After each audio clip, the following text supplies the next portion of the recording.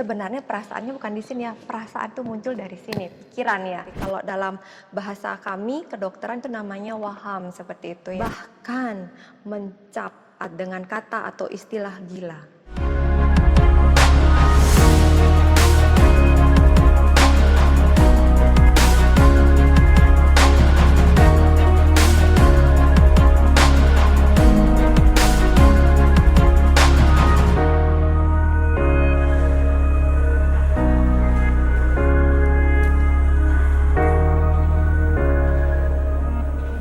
Salam sehat.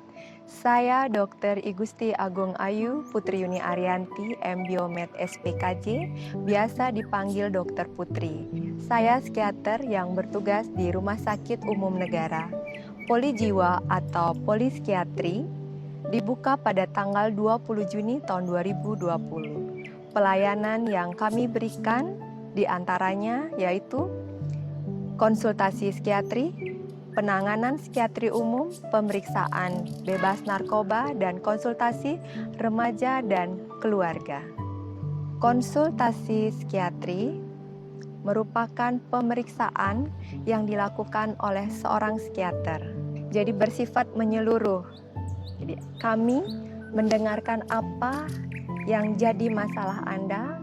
Kami juga mendengarkan apa yang menjadi pertimbangan-pertimbangan Anda, sehingga kami bisa menyimpulkan apa yang menjadi masalah Anda dalam bentuk suatu diagnosis dan memberikan terapi yang diperlukan. Terapi yang kami berikan dapat berupa obat-obatan, psikoedukasi, dan juga psikoterapi.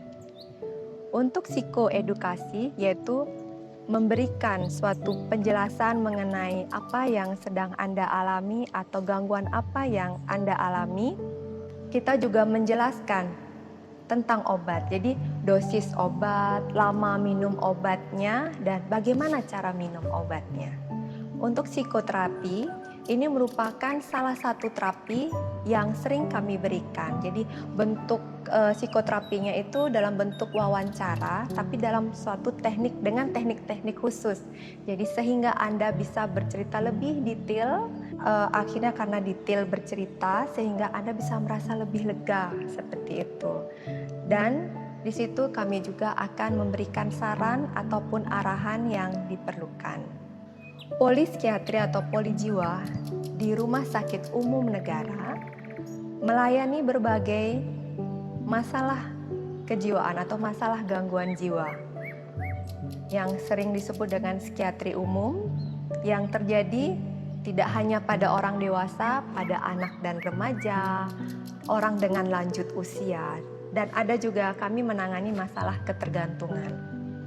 Bisa saya jelaskan sedikit di sini tentang masalah psikiatri yang paling sering muncul atau sering terjadi di poliskiatri. Di antaranya yaitu ada gangguan cemas, ada depresi, ada psikosis, dan juga ada psikosomatis. Nah, gangguan cemas, orang sering bingung, cemas itu kan normal, gimana yang jadi gangguan seperti itu ya. Jadi cemas adalah suatu perasaan khawatir, was-was, dan tidak tenang.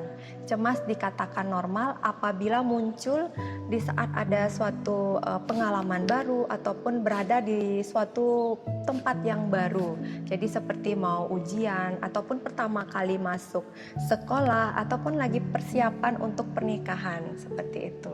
Nah, disebut sebagai gangguan cemas bila rasa cemas atau khawatir yang timbul itu berlebihan, tidak sesuai terhadap masalah yang sedang dihadapi dan sangat mengganggu aktivitas atau kehidupannya sehari-hari.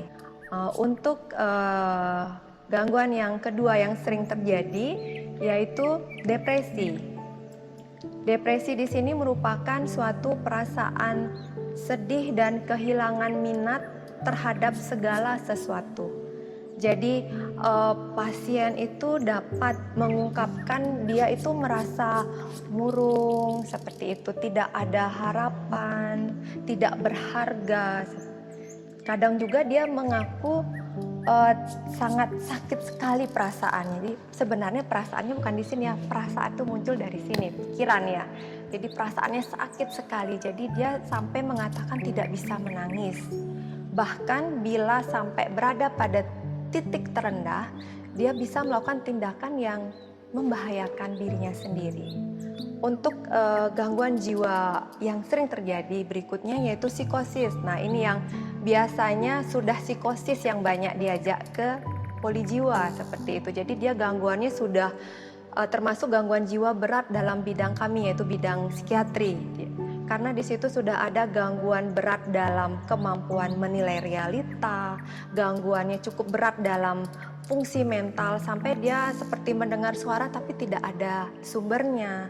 Ada suatu keyakinan yang salah seperti kalau dalam bahasa kami kedokteran itu namanya waham seperti itu ya. Ada juga sampai juga gangguan berat dalam fungsinya, kehidupannya sehari-hari. Jadi dia tidak mampu bekerja, tidak mampu bersosialisasi seperti itu.